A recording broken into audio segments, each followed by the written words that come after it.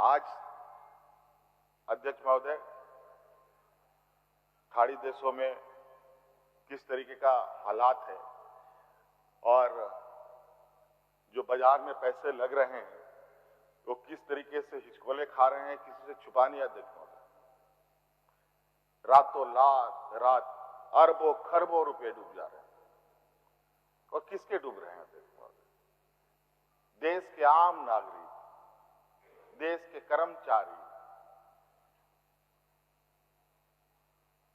और उसका कोई हिसाब किताब होने वाला नहीं है। अध्यक्ष महोदय, आज के दिन पता नहीं ये जो अभी वर्तमान खाड़ी देशों में स्थिति है उत्पन्न हुई है, कब तक चलेगा। और ये ऐसा नहीं है कि इसमें भारत को अलग रखा जाएगा या अलग रहेगा। आज भारत देश की स्थिति ये है अध्यक्ष महोदय कि दुनिया के लोगों ने अगर हमारे लिए दरवाजे बंद कर दिए तो देश के लोगों को भूखा मरना पड़ेगा अध्यक्ष महोदय। लेकिन आज हमारे देश की स्थिति यह है, जो हमारे पड़ोसी मित्र या दूर के भी मित्र रहते हो, उनसे भी हम दुश्मनी मोल लेते हैं। कोई सीधी मुंह बात नहीं करता। पता नहीं देश में किसका राज चल रहा है अध्यक्ष महोदय। हमारे विपक्षों का राज चल रहा है कि ट्रंप साहब का राज चल रहा है? बहुत बढ़िया। उठ बैठ तो बैठ, क्या बोले। ये स्थिति अध्यक्ष महोदय, आज ये ओपीएस से इस राज्य के कर्मचारियों को कितनी राहत मिल रही होगी वही जानते हो। भले मुझे वोट ना दे, भले हमें वोट ना दे, बहुत सारे लोग हैं इसमें, किसी जात धर्म, कोई आदिवासी, कोई दलित, कोई पिछड़ा, ऐसा नहीं था। सभी के लिए हम लोगों ने अक्रॉस द जितने भी समूह है, सभी को हम लोगों ने एक समान नजरों से देखा। चाहे वो पेंशन से संबंधित विषय हो, चाहे ओपीएस से संबंधित विषय हो, चाहे और भी कोई सरकार की योजनाएं हो। अध्यक्ष महोदय, हम लोगों ने किसी के साथ भी भेदभाव करने का कभी ना सोचा, ना कभी हमारे कार्यों से भी वो दिखता। अध्यक्ष महोदय,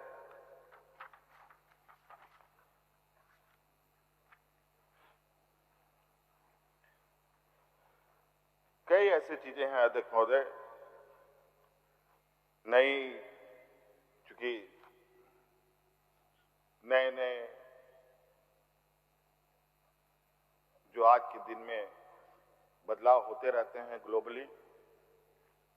कभी लोग हाथ से लिखकर कागजों को, फाइलों को बनाते थे, उसके बाद हाथ का टाइपराइटर आया, टाइपराइटर से टाइप होने लगा। फिर कुछ दिन के बाद कंप्यूटर आया, कंप्यूटर से टाइप होने लगा। अब कंप्यूटर से आगे बढ़कर के लोग एआई की दुनिया में भी जा रहे हैं। तो इस तरीके की चीजें लगातार एक जो कहा जाए कि देश दुनिया को एक बदलाव, एक नए रफ्तार के साथ देश दुनिया आगे बढ़ता है अध्यक्ष महोदय। तो इस स्थिति, इस क्षेत्र में भी हम लोगों ने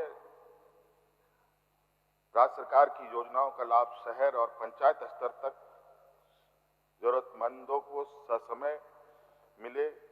राज्य में चल रही योजनाएं, आधारभूत संरचनाएं के कार्य तेजी से चले और कैसे चल रहे हैं, इस पर भी एक कैसे हम लोग मॉनिटरिंग कर सकते हैं, कैसे उस पर हम लोग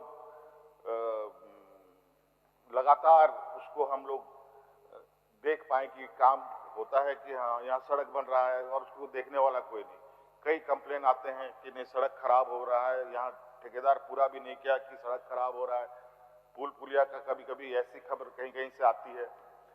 तो इसको भी ध्यान में रखते हुए तो एक प्लेटफॉर्म तैयार किया जा रहा है अध्यक्ष महोदय, जो डाटा एनालाइज करेगा।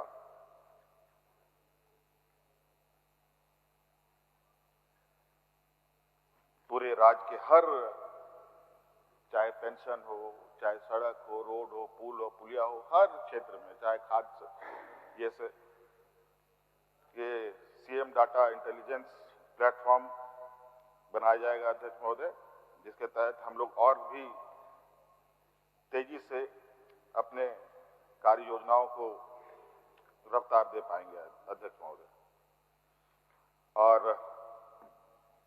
राज्य के सिविल सर्वेंट को फाइनेंस, पब्लिक पॉलिसी और इमर्जिंग पॉलिसी चैलेंज पर नॉलेज डेवलपमेंट के लिए एक विशेष रूप से प्रशिक्षण कार्यक्रम चलाया जाएगा, जिसमें हर साल 50 अधिकारी पदाधिकारी को की ट्रेनिंग की जाएगी अध्यक्ष महोदय।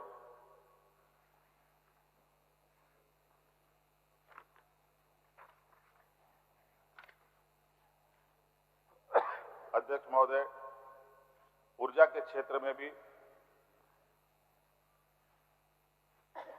कोयला खनन क्षेत्र में हो रहे बदलाव को देखते हुए राज्य सरकार एनर्जी ट्रांजिशन की नीति को केंद्र में रखते हुए कौशल विकास, भूमि की तैयारी, बेहतर उपयोगी और इनकम सपोर्ट जैसे महत्वपूर्ण बिंदुओं को लेकर एक सुनियोजित तरीके से आगे बढ़ेगी। राज्य में इस दिशा में काम करने के लिए हम जर्मनी एवं अन्य देशों के साथ आने वाले समय में एक साझा कार्यक्रम के साथ आगे भी बढ़ेंगे अध्यक्ष महोदय। अध्यक्ष महोदय, हमने हमेशा झारखंड के बेटे के रूप में राज्य के हितों की रक्षा की, चाहे केंद्र के समक्ष मजबूती से खड़ा होने की बात हो या वैश्विक मंच पर झारखंड की पहचान स्थापित करने की बात हो, हमने कोई कसर नहीं छोड़ी अध्यक्ष महोदय। हाल ही में वैश्विक मंच में हमने झारखंड की अपार संभावनाओं को दुनिया के समक्ष रखा। हमारी खनिज संसाधन और हमारे रेयर अर्थ मिनरल्स, हमारे औद्योगिक क्षमता, इन सब ने निवेशकों का ध्यान आकर्षित किया है। झारखंड को विकसित राज्य बनाने के लिए हमने निवेश और आर्थिक विकास हमारी प्राथमिकता में है अध्यक्ष महोदय। इसी दिशा में Jharkhand state economic development board का भी गठन किया जाएगा अध्यक्ष महोदय, जो इंडस्ट्री और investment platform, knowledge, innovation, energy transition, skill और एम्प्लॉयमेंट, सोशल वेलफेयर आदि क्षेत्रों में निवेश को लेकर काम करेगी।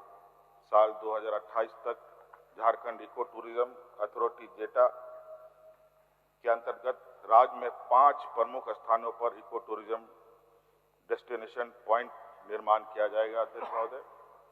राज्य में आने वाले समय में प्राइवेट सेक्टर इन्वेस्टमेंट के साथ सोलर पार्क, शांति एक्ट के तहत nuclear small modular reactor, green steel, health, education और स्पोर्ट्स आदि क्षेत्रों में निवेश के साथ आगे बढ़ेगा अध्यक्ष महोदय। यूके के कई विश्व स्तरीय संस्थानें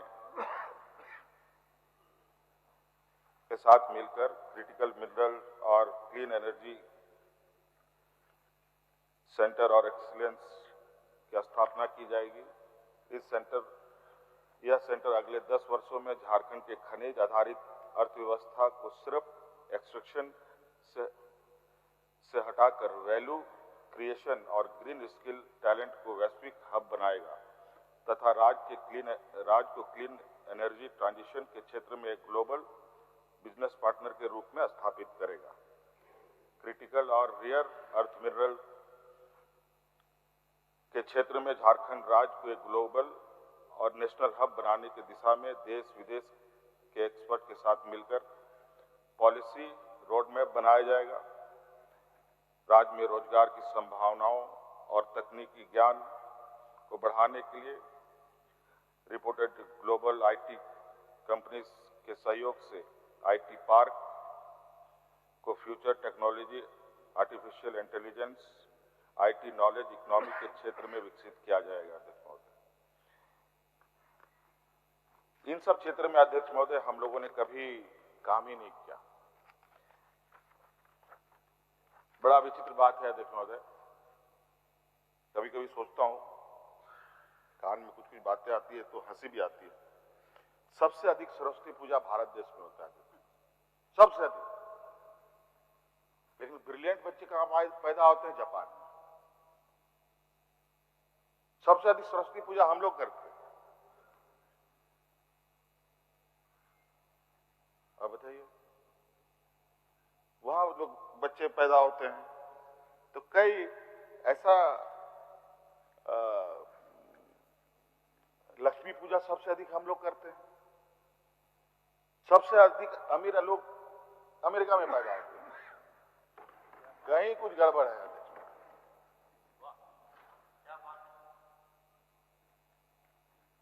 तो कहीं ना कहीं चीजें हम सही तरीके से अगर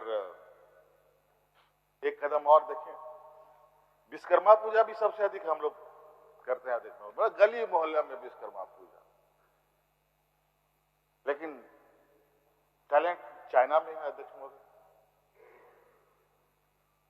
क्या बात है, ये कहीं ना कहीं कुछ तो झोल होता है अध्यक्ष महोदय। इसलिए स्पष्ट रूप से एक काम करने की एक इच्छा शक्ति के साथ काम हो और इस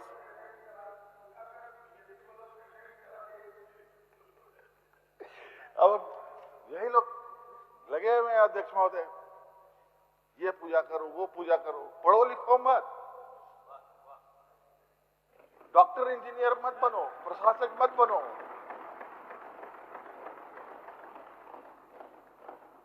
लाठी डंडा चलाओ खाली और विश्वगुरु बनेंगे। कौन से रास्ते से विश्वगुरु बनेंगे अध्यक्ष महोदय, समझ से परे।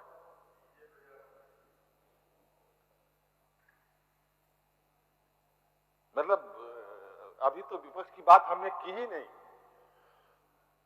उनकी बात कहां से शुरू करें कहां खत्म करें, लगता है खत्म होने का तो नाम नहीं, समय नहीं आएगा अध्यक्ष महोदय। तो अध्यक्ष महोदय, उसी प्रकार हमारी जो संस्कृति है, सभ्यता है अध्यक्ष महोदय, जो इस राज्य का विशेषकर आदिवासी संस्कृति और पहचान, जिसको सहेजने तथा देश के आदिवासियों के पुरोधा और झारखंड राज्य के जो हमारी परंपरा रही है, हमेशा हम लोगों ने अपने वीरों का सम्मान किया है। हम लोगों ने हमेशा अपने जो पूर्वज हैं उनको अपने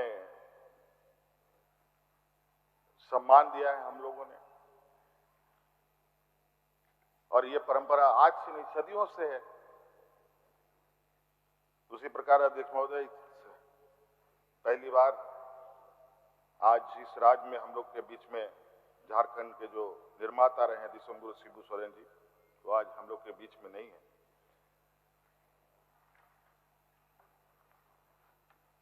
आज इनके विशाल व्यक्तित्व को सम्मान देने के लिए हम लोगों ने ये तय किया अध्यक्ष महोदय कि बहुत जल्द यहाँ पर दिसोम गुरुजी मेमोरियल का निर्माण कराया जाएगा, जिससे एक एकीकृत आदिवासी सांस्कृतिक परिसर के रूप में भी विकसित किया जाएगा अध्यक्ष महोदय।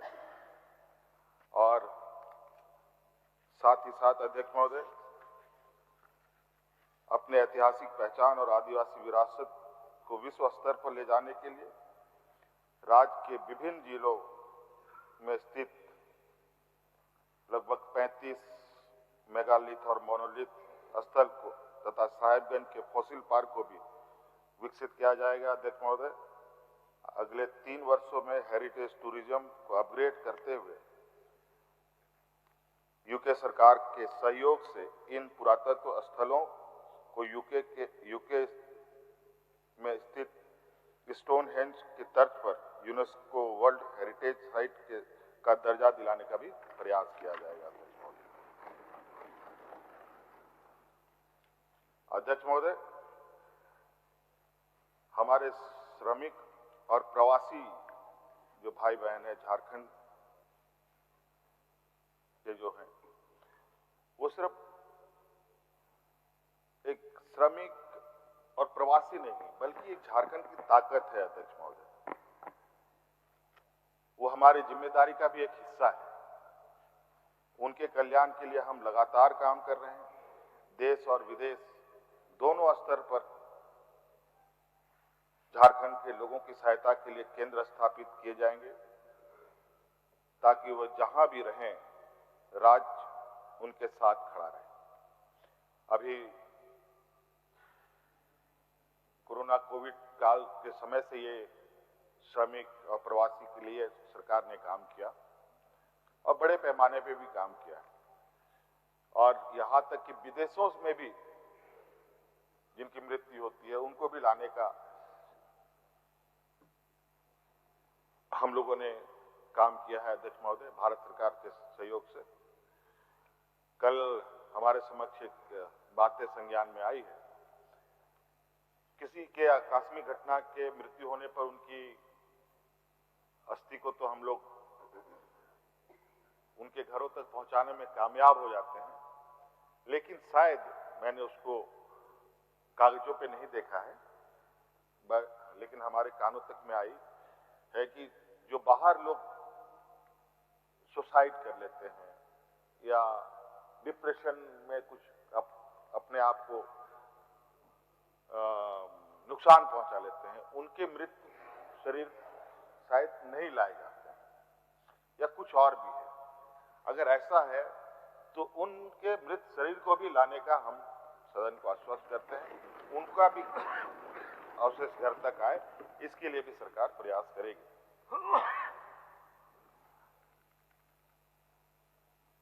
एक और हम श्रम शक्ति की सहायता के लिए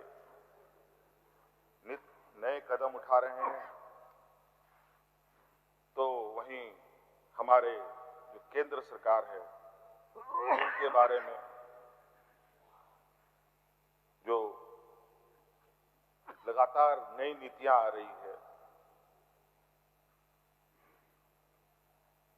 ये एक बड़ा ही विचित्र कि केंद्र सरकार के जो मनरेगा से संबंधित जो निर्णय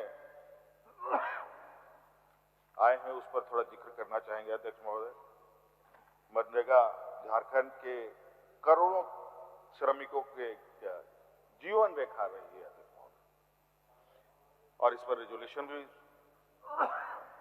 सदन में आया। अध्यक्ष महोदय, देश में सबसे कम मजदूरी झारखंड के मजदूरों को मिल रही थी, तो जब हमने मजदूरी दर बढ़ाने के लिए भी कई बार कोशिश किया, नहीं हुआ, तब उसमें भी हम लोगों ने ऐड ऑन किया। और इसमें जो नए बदलाव आए हैं, निश्चित रूप से ये बहुत गरीब वंचितों के लिए एक बहुत बड़ा एक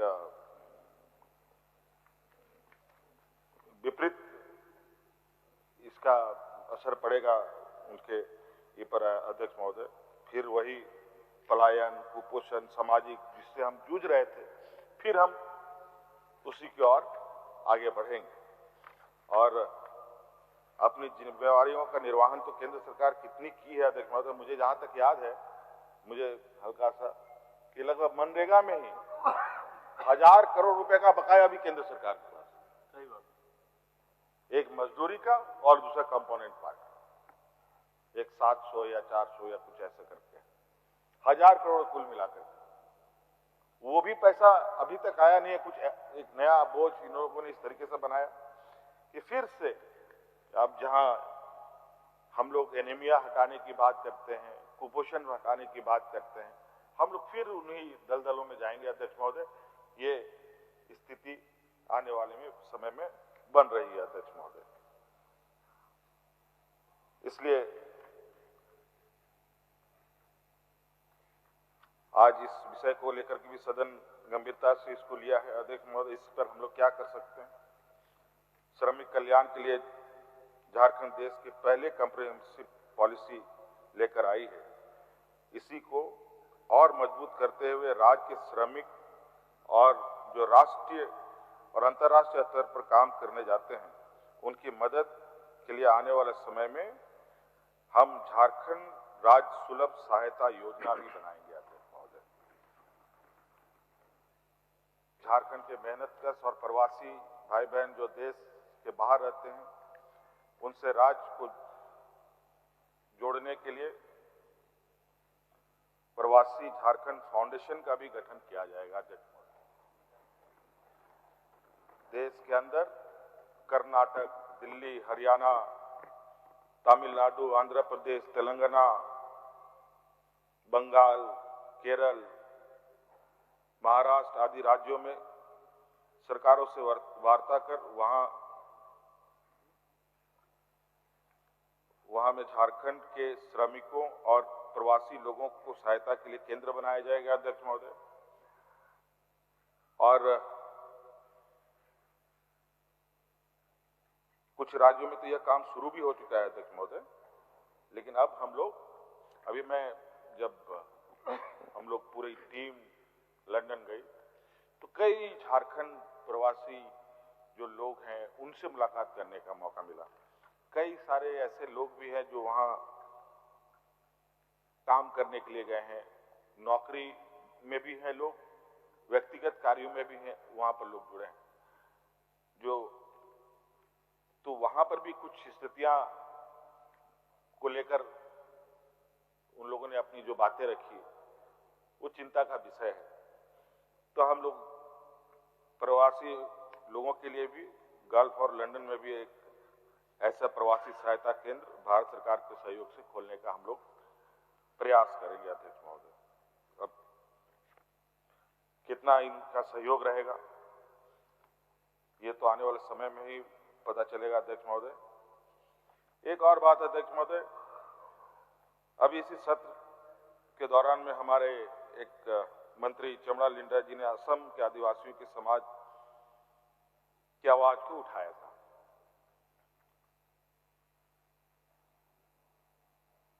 तो विपक्ष की तरफ से ये कहा गया कि उन्हें कहा कि ये सदन झारखंड का है, यहां पर असम के आदिवासियों का चर्चा क्यों? अध्यक्ष महोदय, अगर यहां नहीं उठेगी आदिवासी समाज की आवाज तो आखिर कहां उठेगा?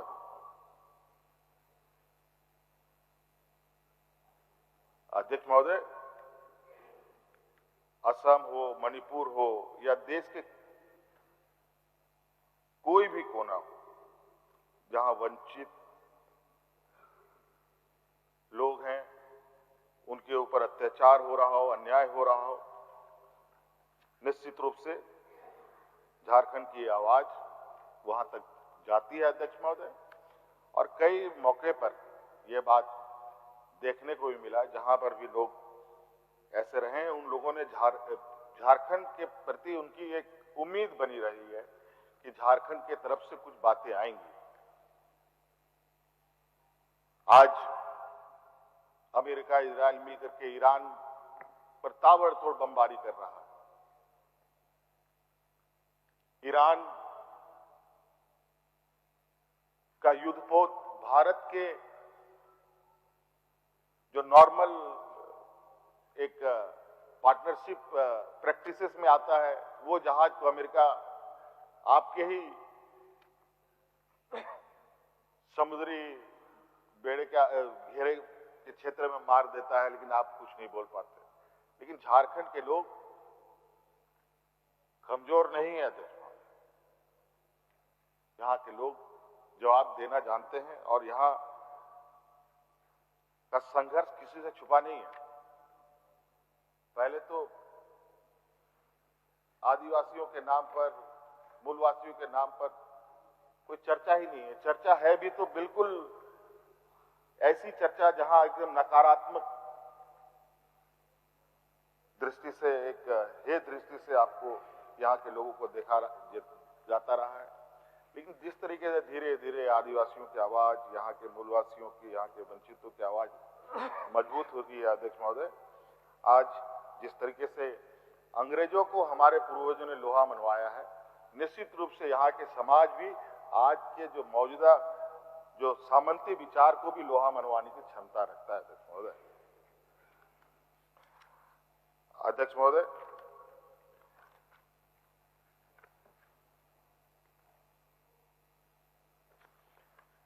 बहुत सारी चीजें लगभग मैंने बोल दिया है। हमारे विपक्ष के साथी तो बिल्कुल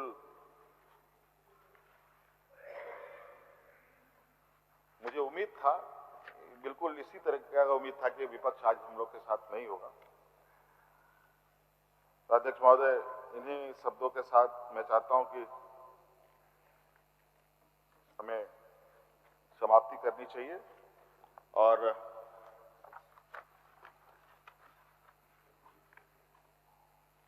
अभी मैं कुछ खबरें सुन रहा था, हमारे विपक्ष के हमारे माननीय नेता प्रतिपक्ष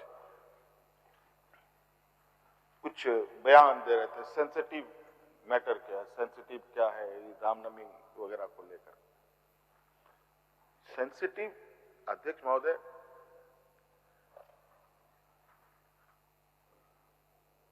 कैसे ना हो। आज एक दलित समाज का व्यक्ति किसी अपर कास्ट को, किसी ब्राह्मण समाज को हैप्पी होली कहे और बदले में उसकी लोग जान ले तो क्या होगा? सेंसिटिव नहीं इसको मारा जाएगा अध्यक्ष महोदय। आज जिस तरीके से इन लोगों ने भेदभाव और इन सबको आग लगा रखा है, पूरा देश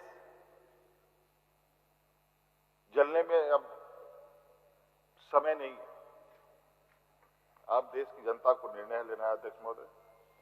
महंगाई कहां चली गई, किस आशा उम्मीद के साथ ये लोग यहां आए और क्या लोगों के बीच में अभी तो बड़ा ही विचित्र विचित्र बातें आती हैं। अभी लोग देश में गैस सिलेंडर को लेकर, एलपीजी को लेकर के लाइनों में खड़े हो रहे हैं। और अध्यक्ष महोदय,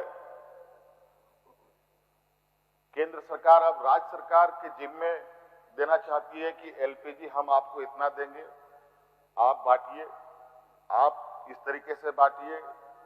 एक फॉर्मूला बनाते हुए जिम्मेवारी हम पर दे रहे हैं। मतलब जो काम ये पहले करते थे अब उसमें नकारा रहे।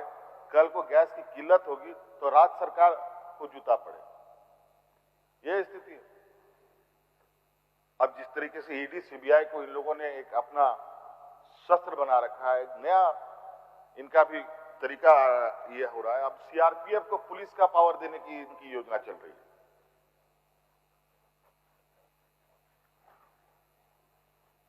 अध्यक्ष महोदय, ये बड़ा ही विचित्र स्थिति उत्पन्न हो रहा है। अब तो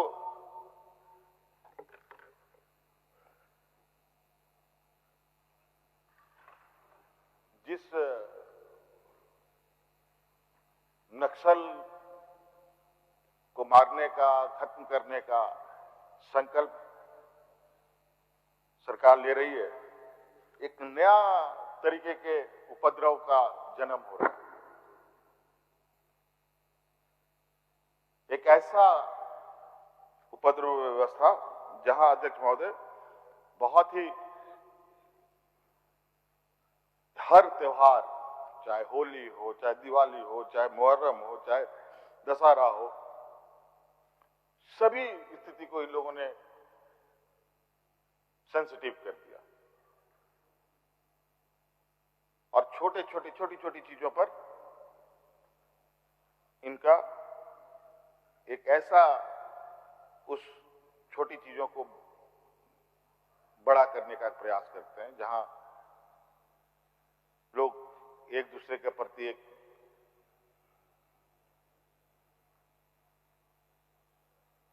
अपना रोष दिखाएं।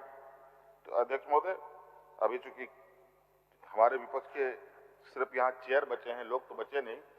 हमको लगता है आगे भी यही स्थिति रहेगा, यही खाली ही रहेगा, कोई चेयर में बैठने की स्थिति भी नहीं रहेंगे अगर यही स्थिति इनकी रही।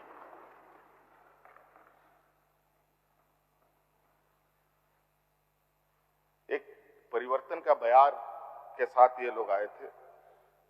आज हम क्या बोलें अध्यक्ष महोदय, हम लोग का देश की राजनीति और हमारे विपक्ष के जो लोग हैं, हमारे जिस सदन को देखकर हम लोग की नियमावली बनती है, जिस सदन के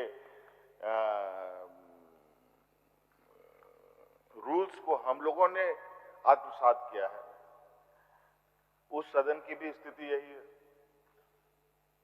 वहां तो सदन नेता महिला सांसदों से के डर से सदन नहीं पहुंचते। ये लोग किसके डर से नहीं आएंगे, भगवान जाने से। सीमा में क्या हालत होगा। अध्यक्ष महोदय, बहुत सारी बातें हैं। अब चूंकि आज सत्र भी बहुत लंबा हो गया है, इसलिए मैं इन्हीं बातों के साथ अपनी बातों को विराम देना चाहूंगा। धन्यवाद। जोहार। रॉयल इंडिया में आपका स्वागत है। भारत के सबसे विश्वसनीय सोलर मोटर पंप और MPPT कंट्रोलर निर्माता रॉयल इंडिया का high performance movable trolley solar water pumping system प्रस्तुत है। बेहतर दक्षता के लिए डिजाइन किया गया और आसानी से ले जाने योग्य। सरकारी परियोजनाओं के लिए अनुमोदित देश भर के कॉन्ट्रैक्टर्स और एजेंसियों की पहली पसंद। MNRE द्वारा अनुमोदित, उल प्रमाणित, उद्योग मानकों के अनुरूप स्वदेशी उत्पाद। सार्थक ऊर्जा समाधान के लिए हमारे साथ साझेदारी करें। आज ही संपर्क करें।